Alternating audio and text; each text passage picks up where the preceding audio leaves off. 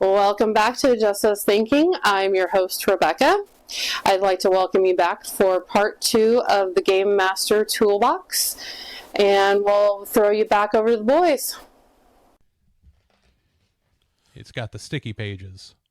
Yeah, that's pretty cool. But the thing I like about little one-shots like this is, one, as a DM, I can get ideas from them because your character's a level 5 module, you're going to steamroll through and it's not going to be anything. Well, I think you could probably level these up. I mean, this is the monster for this one here.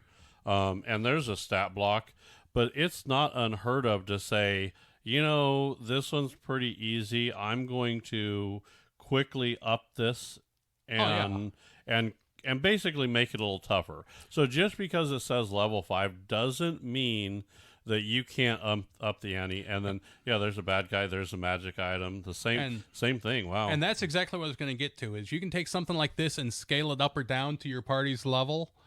The other thing, even if you just get an idea for a section that your party's going to go into, because I like to create big worlds and lots of places to go. Well, I can get an idea for somewhere in that world that's kind of centered along something like this. Right. And then really the last thing in the list of 3 things I really like about little modules like this is, sometimes you're like, I'd really like to play a bard or a barbarian or a sorcerer or a warlock or some other class, or I'd like to maybe multi-class these two together and see how it looks. And you don't want to take that long spanning campaign and do that necessarily, because maybe it doesn't mesh well. But if you do a little one shot like this, just to see how those two classes mesh when you're multi-classing, or just to see if you like that character. I mean, just to get experience with a different type of character, I think something like this is great. Now this has, again, it has the map in there, and it's a multi-tiered map, so it's huge. Mm-hmm. And then the little mini DM screen. It's still another mini DM screen, so I'll put it right there. It has the back there for it too, so it's just a little mini DM screen there, and that's that set. Mm-hmm. Now, I'm telling you right now, that gives me 2 modules and everything there. Not 2 modules there, but wait, there's more. So I'm going to clear these off while you're going to the next one. Yep. All right. So there is also a module in here, again by the same person, James Roadhaver, which I'm going to have to look him up and see. So now this would be a good one for just getting started, because this one is geared for level 2. Oh, okay. Again, probably very easy to scale it up, or level 2 you really don't have to scale it down a lot. But this is Rites of Awakening, which this one, anytime you start getting into something like this, it's going to grab my eye just because it sounds like it should be interesting. Yeah. But again, it's got Let's go to got the some main good camera artwork here. in there. There you go. And then your different information about where you're going to go. A little map. I think this is essentially a mini version of the big battle map. So that is nice as a DM, so that you can have this and have an idea. So that's the mini in the book, and then it actually comes with the full map that you could put out with there as well. And again, looks like that might be a magic item right there. Nope, that's not. That doesn't match the card. So I don't know if this is a card for it. I see the tea kettle now. Yep, there's tea kettle. That looks like it's going to be your magic item. Yeah, if you look at that plate, there's your magic item. So it's in the book, and there's your stat block for it. That's pretty cool. And again, nice thing about this is whatever character has it, you can give them this, so they have the stat block for it right there. Yep. And then, of course, you have I'm going to gather that's the big bat over there. Right. So some kind of bird. And then that's the stat block. Again, you could go through. Here's the thing, you're right. This is level 2, right? So you go through this dungeon, right? And then you could say, you know what? I'm going to throw my characters through this, but they only went through the dungeon when the baby was there. Right. Mama's home, and guess what? They went through the dungeon, killed the baby, and now Mama's angry. Yep. And you can take this stat block here, and I'm just going to pull it off camera a little bit so I can read it. So yeah, really all you have to do is look. It's got the stats here. You just scale it up some. Yep. Maybe give it a legendary action or two, and make it a little more powerful. And of course, it has the mini GM screens are really kind of cool too. They're just, it has. Look, it even has a map on this one. That one's really cool. Yeah. So there's a lot of thought process. People think, it's easy to create. It's not. sometimes it comes easy, sometimes it doesn't. So I'm going to clear this, and I'm going to let you go to the next one. We have one more. How many did we get? 1, 2, 3, 4? Holy cow. So this one doesn't have as much with it. Okay. But this is for a level 5 group, and looks like this one is called Ink, again by the same person. And I do like the artwork on these. It just, something about them just really is an artwork that I'm connecting with. But we'll put it down here and just kind of flip through it a little bit. So, and these aren't the big Count of Strahd modules that you're going to get with D&D, but these are great little modules to pull out of your pocket. And we game every other week typically. Right. And I try and get things set up in the off week, but there are times where it's busy and I'm scrambling, and fortunately I can improv, and I've played enough D&D that I can ad lib and throw something together. But if I don't have time to do that, I can take something like this and, oh yeah, that road that you were on leads you to whatever this module is, and right. You've got the, of course, you have the big bad right there, and then his stat block there, and then the magic item that it comes with, along with its stat block. Yeah.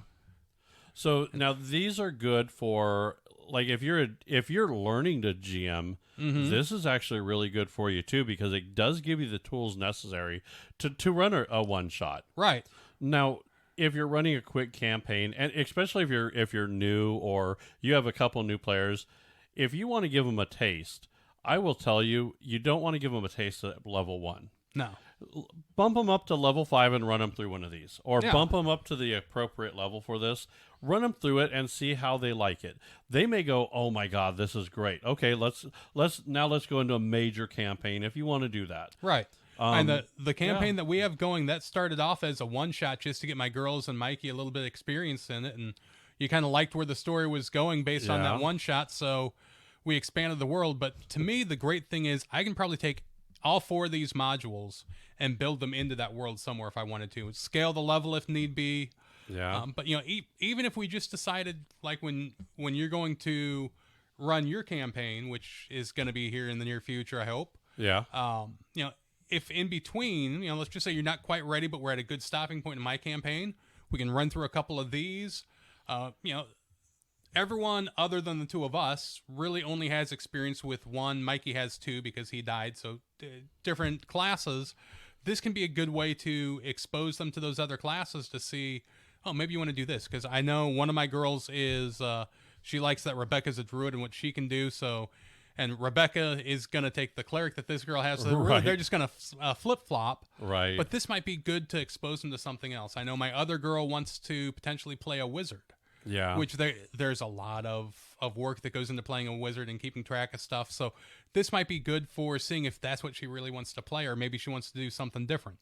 So, and I'm a big fan of I like the long campaigns, but there's going to come a point of where your character is just going to be too powerful, and then you're going to eventually have to either retire or that character ascends. Whatever system you're using, there's a process to retire a character. Right.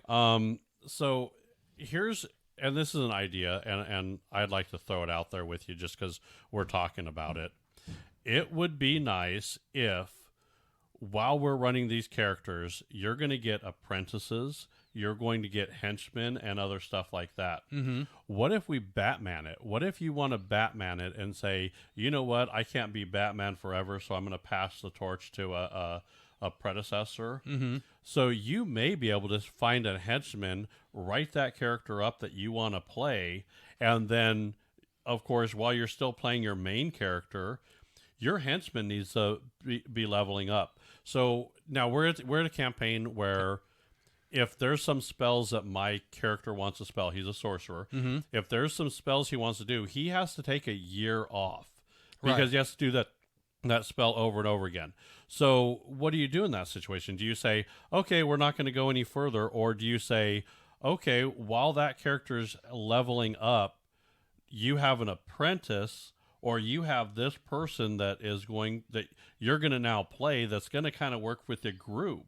Right, and that I think is a great idea, and them working with the group, might be difficult depending on where they are on level, but you could certainly say, you know what, in the main town, everyone finds their kind of apprentices that they take under their wing and Right. teach them the tools of the trades, and then Right. these little modules are them going off doing missions For you. yeah, for the main player Yeah. character. And you know, like with my world, it's pretty big and expansive. I haven't even completed it. There's plenty of places that it can go. The nice thing about that is eventually these players are going to get to a point where, you know, I'm throwing gods and dragons at them to challenge them. Right. And really, that when you get to that point, to me it's not as fun to play game in and game out. It just is because to- you are so powerful, and it's It hard is to to get get something there. to challenge you. No, it is to get there, Mm-hmm. but you're right. That first couple battles is great, and then when you say, okay, now I got to throw 3 gods at you, Right. I could see that. So I see this as a way of kind of holding those characters off and saying, well, because let's be honest, if there's rumors that you hear that, you could say, well, you know what? I'm not going to send a level 20 character to go take care of some piddly, something like that. That'd be like at work. That'd be like your CEO saying, you know what? I'm going to go, there's a problem with, selling this particular car. So now I'm going to go be a salesman. Right. No, right. no. You pick someone and say, hey, you need to do that. And maybe that's what, maybe delegation. Yeah. And, that will and teach the other people great thing delegation. about something like this is, as you're building those, and those level 16, 17, 20 characters retire, depending on where you kind of retire them out at. The world can still go. Yeah, the world is still going. You have their apprentices taking over at whatever level is appropriate. Yeah. And you can bring those characters back. They can, oh, you know what? Let's just say Rebecca's playing a sorcerer. Right. And she needs to get some information about a quest that she has to go on to get a special staff. She may go back to your character to get information on, have you seen this? Where was it? And even as a DM, it's good to bring those characters in. I've got my very first character that I took up to God level years and years and years ago. Right. And I still bring him at some point into every campaign that I have, just to either throw the fear of God into the characters or give them a little bit of direction. Or nostalgia, just pure nostalgia. I mean, so there's a lot of stuff to go. Let me clear this off. So what do you think? Well, how much did you pay for this box? Because you said you bought this one. Yeah, I did buy this one. Mikey, how much was this box? 70? I believe this one was the $70 box. So this was a $70 box. So and to me, with everything you get, well worth it. A set of dice, and those were nice dice. That's going to run you $10 to $20. I think the shot glass was, when I was at the store, I think he had those for like $7, $8, $9 or something like that. To me, dice. I was misinformed. Dice are a lot more than dice have gone up. This set of dice, just the regular dice, without the metal, just the regular dice are going to be in the $11.99 to and. You could get like just a plain dice, and they're like $7.99, $8.99. But if you want like dice like this that have the swirls and the cool colors, those are anywhere from $12.99 to $15.99 and up. And then when you add the metal, that's a metal dice. Yeah. I would say that is probably you're pushing $17 to $20. Yeah, I think that's about the going rate when you go to a game store. Right. And to me, again, as a DM, some of these little things like this deck here, that is a godsend for a DM when you need to put something together on the fly. You roll an encounter, and it comes up that they're going to encounter something. Well, it's not going to always just be the orc or the troll or the hobgoblin walking around in the field. You can build their lair real quick with a couple of these. And then the modules, 4 modules, that is great to have in your back pocket. Yeah, and the modules are just, there's the price on them. Some are worth it, some aren't.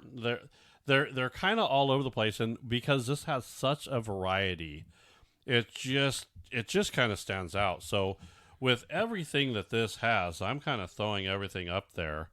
All right, so let's go back over all the way to us. So that's what we have. What do you worth it? I definitely think it's worth it. I will say Wayne at Dungeon Crate, definitely A+ on putting this box together. Yeah. Now the downside for me is, because I would definitely go out and buy one or two of these. Yeah. Downside to me is I have to make sure that I'm getting one that doesn't have these same modules in it. Yeah, and I'm willing to bet if you go talk to Wayne and say, "Hey, I got this box," I'm 100% sure that if you email him, say, "Hey, these are the modules I have. I'm looking for a new box." Mm-hmm. He's going to go pull a box. He's going to build you a crate, and he's going to ship it to you. Oh yeah. Or, if you're here in town and you go down there and you pick up one of these boxes, let's just say I go down there later today, pick up one of these boxes, and it has two of the modules that were in this one. Yep. I'm sure if I went to him and said, "Hey, Wayne, just got this box. I've got these two modules already. Can I swap them out for something else?" I don't have a doubt, just because of the type of person that he is. They say, "Yeah, sure, not a problem. Here are the other ones that I have. What do you want?" Yeah, he's just such a good guy, and he generally is a player. He cares, and I don't know, his approach to it. Just I like his approach. Yeah. I like when I go buy stuff for some people. I like to do local. I like to do Definitely. definitely buy local. However, I also have to go with the character of the person I'm buying from.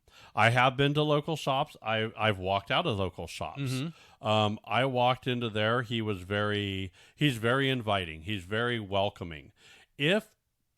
I've seen some other reviews on his boxes. Some of them were not very good. I disagree with some of their reviews. I really do. Yeah. If you get something in the box, you can't take it personally. Don't ever take anything that he puts in these boxes personally.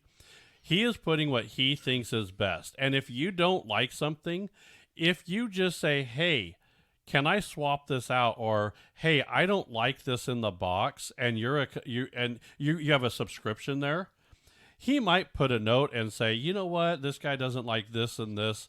Let me see what I can do for him." And now he's going to keep it price, comparison, but he's that kind of guy that says, "I want to make my customers happy." And also, if you're in that situation, maybe at first it's something that you look at and see, this isn't really going to be something I'm going to find useful. It's not going to work for me. Let it stew a little bit, because like this right here, this dungeon notebook, where it's just essentially a blown up grid page.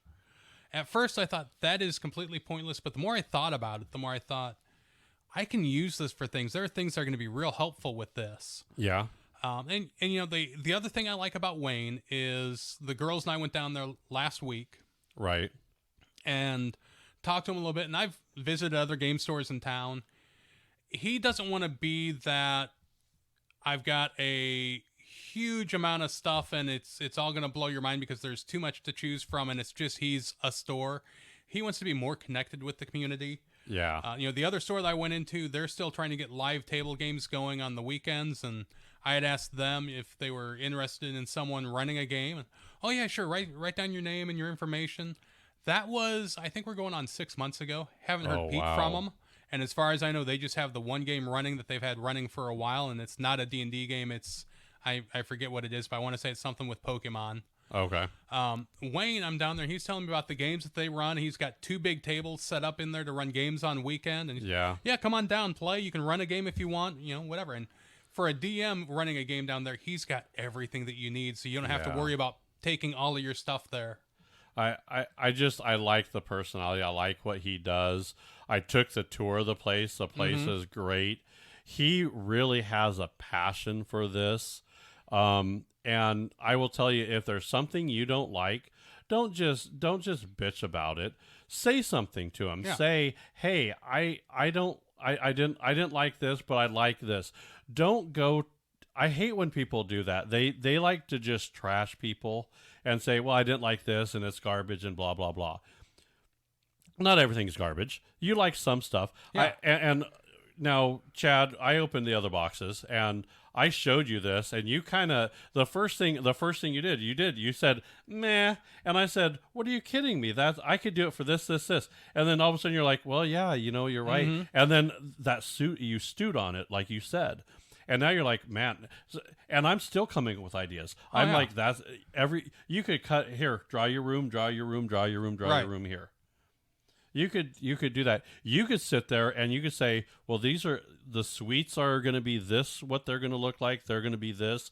And I will tell you that as a GM, I'm going to draw, different rooms, and I'm going to say how much you want to pay for a room.